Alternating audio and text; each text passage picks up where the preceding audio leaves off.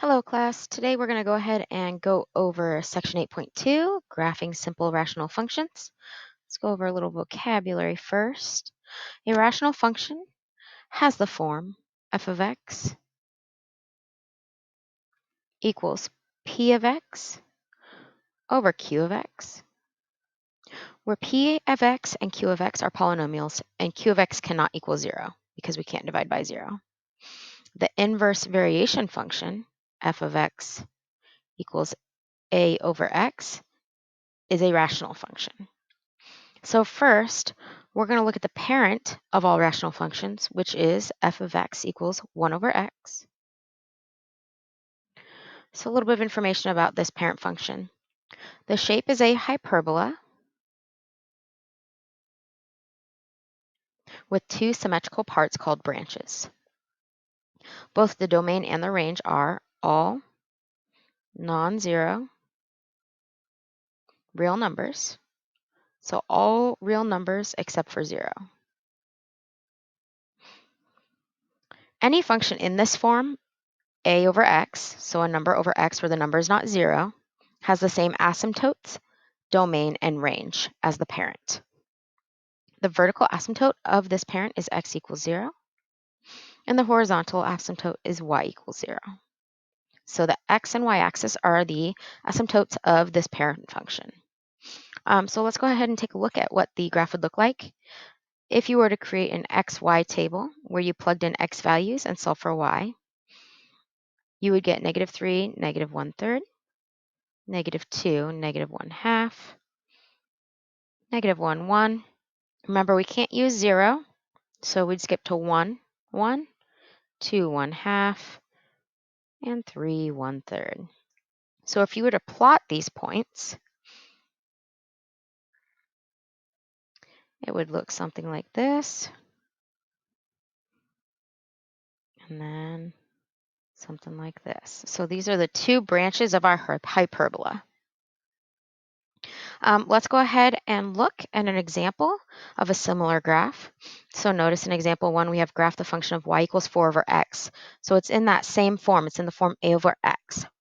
You're going to compare that with the parent. Okay, so first of all, I want you to notice that since it is in that form a over x, remember it's going to have the same asymptotes, domain, and range as the parent. So our asymptotes are at x equals 0 and y equals 0.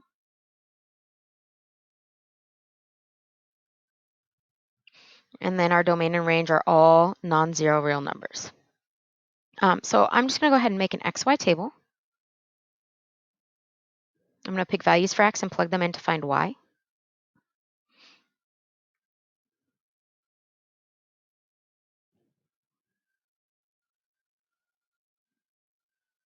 You just want to pick enough points so you get an idea of what the graph looks like. So if I were to plug these in one at a time, y equals 4 over -4, which means y equals -1. Then I would plug in the -3, y equals 4 over -3. So that's -1 and 1/3. And I would keep going for all of these. So at -2, you'd get -2. -1 is -4. 1, you get 4. 2, you get 2. 3, you get 1 and 1/3. And 4, you get 1. So then once you get those points, you do want to plot them.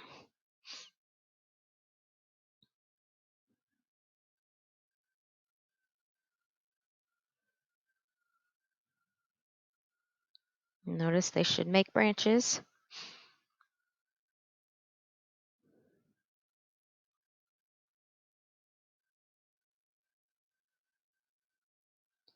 So the graph looks just like that.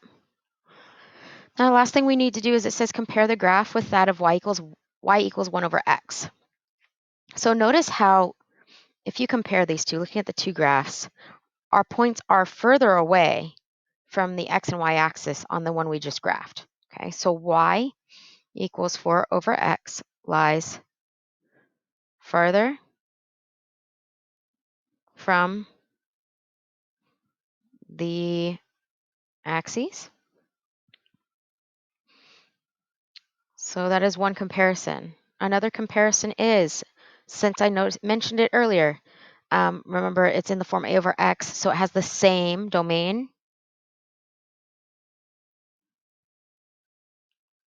range, and asymptotes. It also has the same quadrants. They're in the same quadrants. Okay, so that's it for comparison. You're just going to look and see if it's closer or farther away from the x and y axis, and then determine if the domain, range, asymptotes, and quadrants are the same or different. We will be dealing with translations as well. Translations have that h and k in them. So if you look here, y equals a over x minus h plus k, general same form that we see with translations. Asymptotes will be at x equals h. So you're going to solve that bottom for x, and that gives you your asymptote, or at least one of them. And the other one is at y equals k. Okay, so your h and your k give you your asymptotes. After you draw those asymptotes, you do want to plot points on the left and right side of the vertical asymptote, and then draw the two branches. So let's go ahead and take a look at an example like that. In example 2, we have y equals negative 3 over x minus 1 plus 2. So first of all, let's go ahead and find our asymptotes.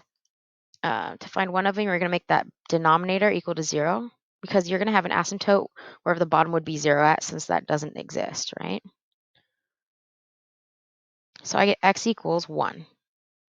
Okay, so x equals 1 is one of our asymptotes.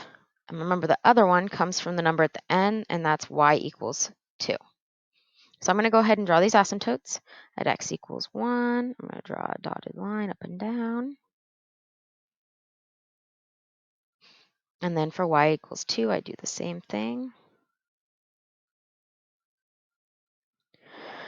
So those are the two lines we're not going to cross. Instead of the x and y axis being those lines, it's now these new ones.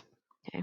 Now we want to create an xy table and find points that are around these asymptotes. So looking at our vertical asymptote x equals 1, I want to pick the points to the left and the right.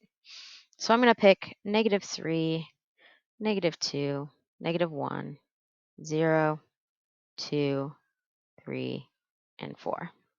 So you'd want to plug those in one at a time and then find y. So as an example, y equals negative 3 over negative 3 minus 1 plus 2. That gives you negative 3 over negative 4 plus 2. That's a positive 3/4 plus 2, so we get 2 3/4.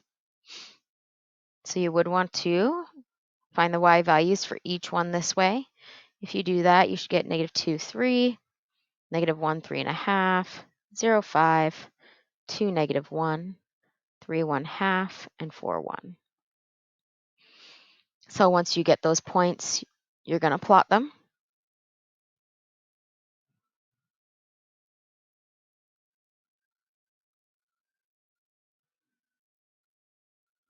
And draw your branches through them.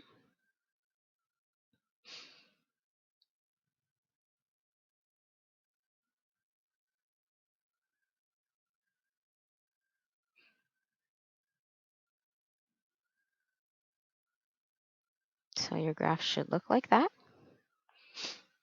So we went ahead and graphed it like it says. The next step says state the domain and the range. So the domain and the range, the only exclusions you're going to have are the ones that are your asymptotes. So like for domain, you can't have 1 because x equals 1. So it's all real numbers except 1. For your range, then it'll be all real numbers except 2. Okay, and that's it. We do have one more type of graph to go over. There's other rational functions that look like the form y equals a times x plus b over c times x plus d. The vertical asymptote for this still pertains to the bottom of the graph, where you'd make that equal to 0 and solve. So it's going to be x equals negative d over c for your vertical asymptote. Your horizontal asymptote will be y equals a over c. So you're just taking those coefficients and making a fraction of them. Okay, so taking the leading coefficients and creating a fraction that's equal to y. For the graphing of it, then you do the same process where you're going to pick points to the left and right of your vertical asymptote and plot those. So in example 3, we have y equals 3x minus 6 over x plus 2. Let's go ahead and graph this, finding the vertical and horizontal asymptotes first. So for vertical asymptote, x plus 2 is equal to 0, so x equals -2 would be an asymptote. And then remember, for the horizontal, you take those leading coefficients. So it'd be y equals 3 over 1, which means y equals 3. Okay, so I'm going to go ahead and plot these first. At x equals -2, I'm going to draw a dotted line. I'll draw another dotted line at y equals 3.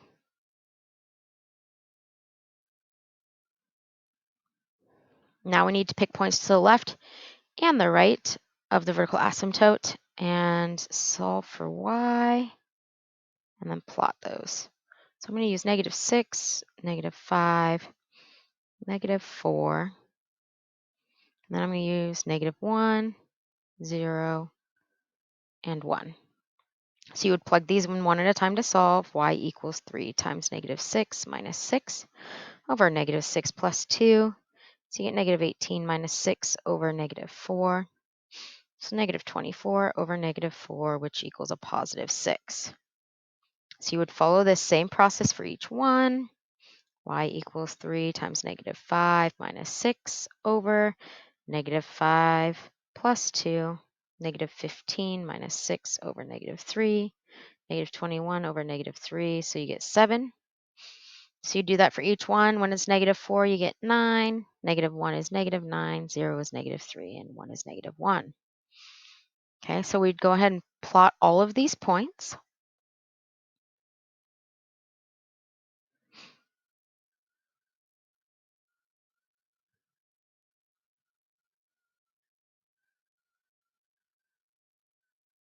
So you'd have something like this.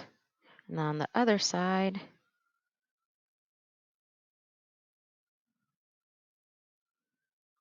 it's like this.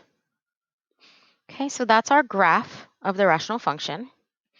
The last thing says to state the domain and the range. So remember, we have to look at the asymptotes to determine domain and range. So for the domain, it's all real numbers except